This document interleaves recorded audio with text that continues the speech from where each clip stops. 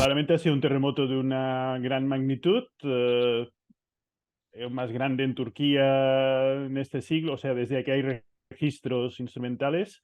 A nivel del mundo tampoco es que sea excepcional, quiero decir, terremotos de este tamaño suele haber 10, 20 cada año.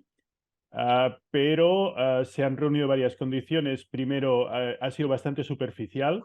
La profundidad del punto de ruptura son entre 10 y 15 kilómetros, lo cual nosotros consideramos que es relativamente superficial, y los terremotos siempre, como regla general, cuando más superficiales son, más efectos tienen en la tierra, o sea, en superficie, justamente, en el terreno, en las construcciones.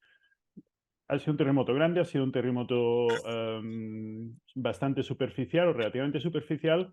Ha pasado en una zona habitada y ha pasado y luego está el tema de las infraestructuras adaptadas o no a resistir estos posibles terremotos. Ujú. En riesgo sísmico, digamos, no he trabajado directamente en esto, pero bueno, he estado mirando un poquito. Es una zona donde en los mapas de peligrosidad oficiales turcos es en la máxima, digamos, es un mapa, sale más en rojo, por decirlo. Por tanto, ¿qué quiere decir? Quiere decir que sabemos que es una zona de riesgo. Lo que no sabemos es si riesgo quiere decir la semana que viene, dentro de 20 años o dentro de 50, ¿no? Entonces, este es el problema que tenemos. O sea, problema.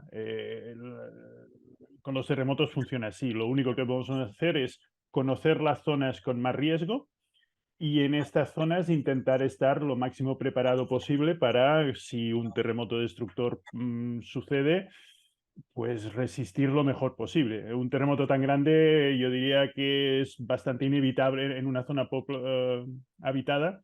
Es bastante inevitable que haya víctimas. Que haya más o que haya menos, pues depende de múltiples factores. Sí, a nivel del mundo, no. Terremotos como este puede haber, de media hay entre 10 y 20 cada año en el mundo. Lo que pasa es que muchos de ellos son en las zonas de subducción. Muchos de ellos son más profundos y muchos de ellos pasan, afortunadamente, en zonas menos habitadas y con poca población.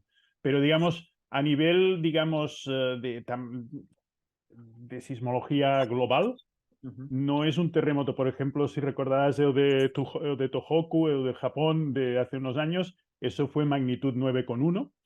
Este ha sido 7,8. Esto puede parecer bastante parecido, pero es una escala que es un poco traicionera, porque de una magnitud a la siguiente, en términos de energía, son 30 veces más. Ujú. Lo cual quiere decir que de un 7 a un 9, son 30 por 30, 900. O sea, que es 1000 veces más. O sea, quiero decirte que el de Tohoku fue excepcional. Terremotos de 9,1 han habido, desde que tenemos datos, han habido dos o tres. En cambio, terremotos de 7,8 puede haber 10 o 15 al año. Lo que sí es excepcional es a nivel de Turquía, que donde también ha habido, bueno, lo conocerás mejor que yo, pero ha habido terremotos destructores grandes, siempre 7,4, 7,6, 7,8, en ese rango ha habido unos pocos. Conocemos que cuando hay un terremoto, y sobre todo un terremoto grande, siempre hay las réplicas, lo que llamamos las réplicas, los reajustes, la situación que se va poniendo, y tienden a haber siempre magnitudes cada vez más pequeñas, habiendo a menudo algunos picos, ¿no? O sea, que puede hacer picos así. Este caso que ha habido tan seguido, con 9 horas de diferencia, dos terremotos que además han sido en fallas distintas. Hay, de hecho, ahora ya en Twitter y tal empieza a haber una cierta discusión a nivel científico sobre si debe considerarse réplicas o no, o son dos terremotos, digamos, independientes, que de alguna manera son fallas distintas que han digamos, quebrado, que se han roto, y probablemente sería más adecuado hablar de que el segundo ha sido inducido por el primero, que no que sea propiamente una réplica. Es decir, la respuesta concreta que me estoy liando es que haya dos de magnitud tan similar, no, y tan grande, no es habitual. Hay otros ejemplos, pero no es habitual. Decía, yo no soy experto en riesgo, entonces, claro, por una parte, la gente que trabaja en eso va a intentar sacar lecturas sobre, bueno, qué previsiones, hasta qué punto las previsiones eran acertadas o no eran acertadas. esta junta. O sea, hay diferentes aspectos. Por una parte, la parte de riesgo, que los especialistas supongo que allí podrán valorar, pues a lo mejor hay que modificar algún mapa de riesgo sísmico, hay que cambiar alguna cosa, pero yo ahí no tengo una opinión formada. Y luego, por otra parte, la gente que estudia, uno de los aspectos que se conocen peor es la física del terremoto, es decir, cómo, o sea, explicamos siempre aquello, la Tierra se deforma, tú puedes imaginar cuando voy a dar clase a los, o sea, charlas a los institutos, tú puedes imaginar, la Tierra es una cosa que se mueve, se deforma y se tal. Tú imaginas un palo de madera que lo puedes ir doblando y llega un momento que, ¡clac!, esto se rompe y ahí sería un terremoto, ¿no? Esto está muy bien, pero de ahí a entender realmente cómo se produce esta ruptura, en qué sitio, ahí hay mucho terreno por investigar y los datos de este terremoto sin duda van a ser utilizados para progresar en este aspecto. Y finalmente hay también el tema de la geodinámica regional. Ahí es una zona complicada donde tenemos la placa arábica, la placa de Anatolia, en fin, con Eurasia encima y África debajo. Entonces, bueno, esto que se rompa de la manera que se ha roto, etcétera, pues ayudará a entender mejor cuál es la geodinámica tal. O sea, yo te diría que hay como tres aspectos, ¿no? Uno, el de riesgo sísmico, el de sacar conclusiones, probablemente sería la parte más práctica de lo que hemos aprendido, pues a lo mejor resulta que la norma que hay se debería cambiar mejor, se debería cambiar, o se debería vigilar más que existe, en fin, toda la parte ya política, ¿no? Digamos. Luego la parte de fuente, de entender cómo se produce esta ruptura y cuál es lo que te decía antes, cuál es la relación entre los dos, perdón, entre los dos eventos. Y luego la parte más dinámica, de geodinámica, de entender mejor cómo se van moviendo las distintas placas.